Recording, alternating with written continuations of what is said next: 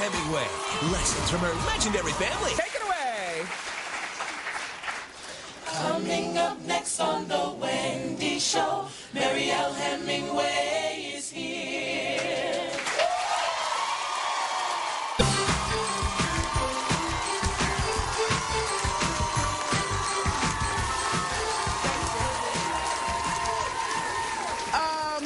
Welcome back. Our first guest was nominated for an Oscar at the tender age of 17 for her role in Woody Allen's Manhattan. And since then, she's become an author, an activist, and a mother, as well as living up to her famous last name with style and grace. Please welcome to our show the beautiful Mariel Hemingway.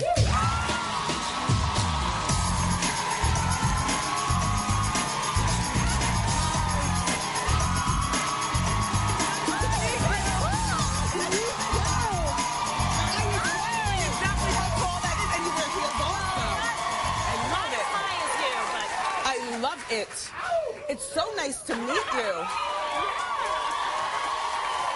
Cool. It's nice to meet you, too. Yes. Well, you know, how tall are you in flat feet? 5'10" and a half. Yeah. I sometimes say 5'11". I'm 5'11". And Your heels are higher. Yeah, they're really high, yeah, 7 inches. Whoa. Yeah. I'm always fearful of falling, but I was reading that your encouragement to tall women is the higher the shoes, the better. Higher the shoes. So you recently celebrated your big 50 birthday? Yes, I did. You look fabulous. I actually feel better than I've ever felt in my life. Boobs turkey, jaws tight, hair's sweetie. good. Boyfriend's hot. Yes, boyfriend's very hot. Yes. So, you know, let's talk about the movie Personal Best that you did. That movie came out when... Do you remember that movie, you guys? It came out when I was about 17 years old, and I remember the big deal was you played a lesbian. And it was a mainstream, it was like groundbreaking because back in 1982, I believe, when the movie came out, that was a big deal, groundbreaking for the mainstream. It was a huge deal, and here's what was very funny about making the movie is that I went to a press conference, the movie had came out, it took 3 years to make, I trained, I did all this stuff, and it came out, and I was at a press conference and somebody said, Miss Hemingway, what was it like to play a lesbian? Oh. And I went, oh my God, I didn't play a lesbian. Oh. I was confused. Well, so there you go. There's my naive days. but that was a great role, and it was it's a great definitely role, memorable. And I tended to do things that were sort of cutting edge or before its time. You know, really. Which is a good thing. All right, so now Mariel has 2 daughters. I do. Beautiful. Yes. Grown. Very good. Yes. How old are the girls? The girls are 22 and 24.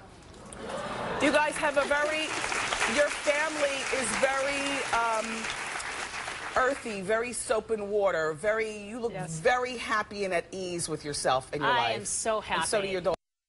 They're really great. My girl, that was such a funny picture because my daughter doesn't wear glasses. That was just some, I don't know, some moment she was having. Yeah. The kids are doing these days, wearing glasses for no reason. Well, you know, here's the thing. Your career slowed down for a moment. You disappeared from the spotlight. I really felt that it was important. Coming from the family that I came from, I felt it was really, really important to be a mom. I thought that giving up time for them was just, not that you have to, but my feeling was that the more that you could be there for them, the better. Yes. So it's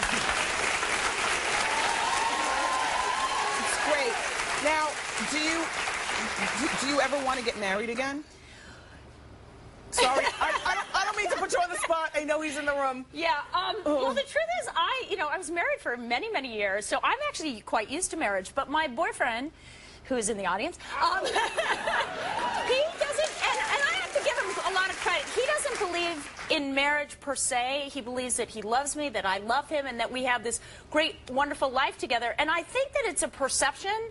You know, I think it was needed at a time, and it's, to be quite honest, it's kind of nice to have a boyfriend at 50. Boyfriend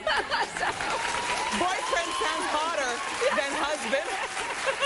Lover sounds even better than boyfriend, right?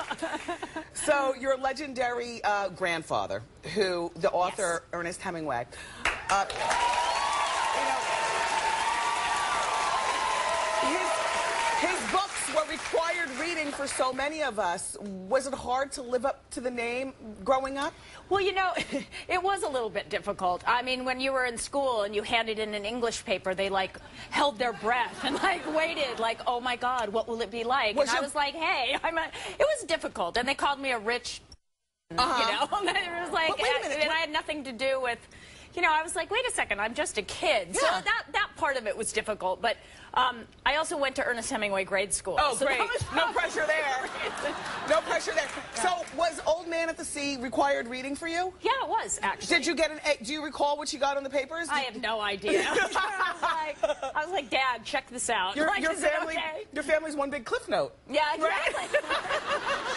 I was just in Cuba, visiting his home in Cuba. They restored it in Cuba, and I went there for the Today Show. And they did it big. It's absolutely stunning. Yeah. I mean, the country itself is falling apart, but I think it's about to open up, and it's extraordinary people there. My grandfather loved them. Very nice. You know, Mariel's family is known for a subject that's really hard to talk about, and that's suicide. Yes. Yes. Talk to us about why it continues to be such a big passion of yours. Well, I come from 7 suicides. My grandfather committed suicide. His father committed suicide. My grandmother's father committed suicide.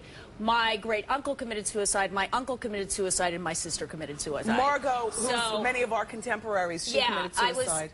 And so, for me, I lived this life of total fear that I was going to wake up one day crazy and off myself, to be quite honest. So I created, with Bobby, we've actually created a lifestyle company called The Willing Way, which is focused on creating a life that, because I really believe that what you do physically, what you eat, what you think, what water you drink, how you interact in the world makes a difference in your mental health. So I'm passionate about that.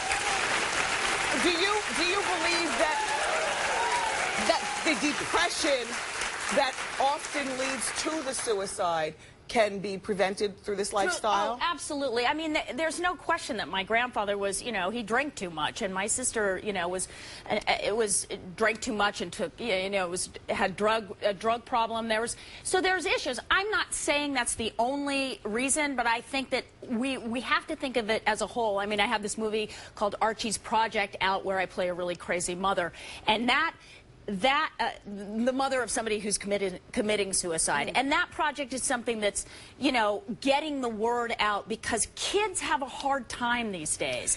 Suicide's a big issue for kids. And depression is a big issue. Nobody wants to say the word suicide. Oh, no, they don't want to say it. But, you know, it does need to be said, because oftentimes people who are depressed try to hide it from the world and mask it in different ways. Absolutely. And particularly during the holiday season, people think that it's the end of the world and just want to, you know, kill themselves. I mean, this is a very tough time. I mean, we're all excited. There's snow.